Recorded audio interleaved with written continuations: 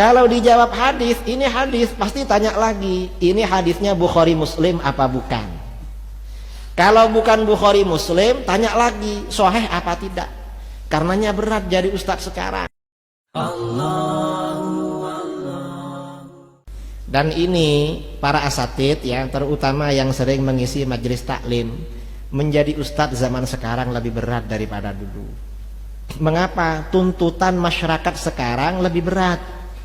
Kalau dulu orang itu bertanya kepada ustadz pertanyaan ringan-ringan saja, ustadz ini hukumnya gimana, ini hukumnya haram, selesai.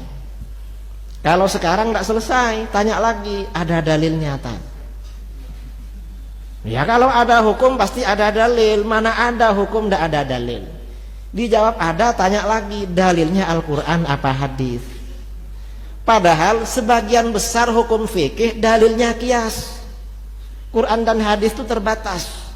Kita ini dituntut untuk mengeluarkan dalil Quran hadis terus. Nanti kalau dijawab Al-Quran tanya lagi, itu surah apa, ayat berapa? Padahal kita tidak hafal Quran, walaupun yang hafal juga tidak paham maknanya. Ini gimana? Padahal yang tanya belum bisa baca Quran. Yang tanya itu tidak bisa. Saya tahun 2013 ngisi kuliah malam di masjid di Denpasar, menjelaskan dalil zikir suara keras setelah sholat. Lalu setelah ceramah ada Wahabi yang katakan, Ustaz, Kiai, apa? Zikir setelah sholat dengan suara keras itu haram. Siapa yang mengharamkan? Al-Quran. Quran yang mana? Surah Al-A'raf ayat 7. Gimana ayatnya? Yaitu sudah Al-A'raf ayat 7. Jadi dia belum bisa baca Quran itu. Kalau dijawab hadis, ini hadis, pasti tanya lagi, ini hadisnya Bukhari Muslim apa bukan? Kalau bukan Bukhari Muslim, tanya lagi, sahih apa tidak? Karenanya berat jadi ustadz sekarang, harus hafal banyak dalil. Makanya 2014 saya mengisi seminar di Selangor.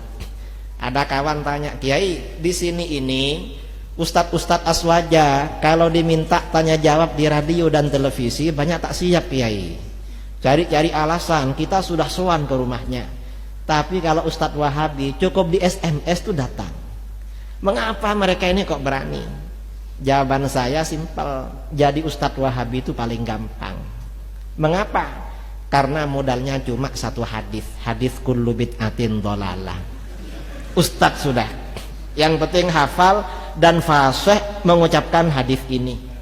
Kalau Ustadz aswaja satu hadis tidak cukup, karena setiap persoalan hadisnya beda-beda, dalilnya beda-beda. Loh, siapa yang hafal semua dalil? Ustadz sekarang. Dan orang itu yang paling takut ditanya yang belum hafal dalilnya itu. Coba pertanyaannya sudah tahu sebelumnya tidak masalah, nanti tidak jawab ya malu, dijawab keliru ya juga tidak enak. Lebih baik cari alasan tidak datang. Ini memang, makanya para asatid yang ada di sini harus semakin banyak persiapan masalah ini. Karena sekarang ini memang tantangannya seperti itu, yang kita hadapi begitu. Ya, metode ulama Ahlus Sunnah wal Jamaah di dalam mengajarkan ilmu agama, kitab mereka, ceramah mereka kosong dari ucapan-ucapan mereka. Selalu isinya Al-Quran, hadis, Al-Quran, hadis. Demikianlah ilmu agama. Setiap orang yang berbicara masalah agama maka tidak boleh lepas dari Al-Quran dan hadis, ijma, ya, atau qiyas yang sahih kalau itu dalam bab fikih, ya. Baik tayak pegah pupu yang galak di masalah agama.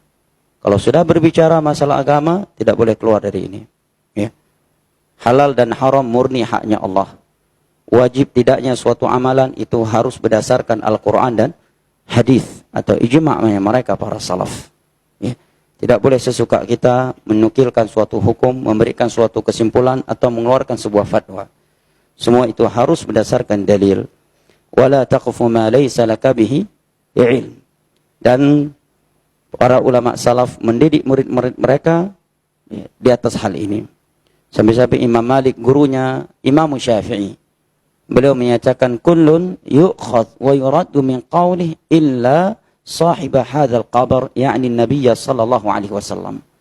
Setiap ucapan, pendapat, fatwa ulama itu ada yang bisa diambil dan ada yang mesti ditolak. kecuali ucapannya Nabi SAW. Tidak ada yang boleh ditolak, semua harus diterima. Adapun ucapan ulama, kalau itu sesuai dengan Al-Quran dan hadis, berdasarkan kaedah-kaedah ilmiah yang diterima oleh ulama Islam, maka kita menerimanya. Tetapi kalau fatwa tersebut bertentangan dengan Al-Quran dan hadis dan kesepakatan mereka ulama salaf, maka ditinggalkan. Ya, maka ditinggalkan. Allah berfirman, ya ayyuhalladzina amanu la tuqaddimu baina yadayillahi wa rasulih wattaqullaha innallaha sami'un alim. Ya, jadi kaedahnya bukan pu yang pegah li gore pubut aju bela hat yang dalilnya dalil je. Gore pasti kita pernah dalil walaupun hanya disebutkan. Bukan begitu. Masalahnya bukan masalah kita berbaik atau berburuk sangka. Tapi masalahnya dalam agama ini adalah kita sudah mengetahui dalilnya ataukah belum ketika melakukan atau mengikuti sesuatu. Naam. Wala taqfu ma laysa laka bihi ilm. Inna sam'a wal basara wal fuada kullu ulaika kana anhu mas'ula. Jangan sekali-kali engkau melakukan sesuatu tanpa dasar ilmu. Sesungguhnya pendengaran, penglihatan dan hati itu kelak akan ditanyakan.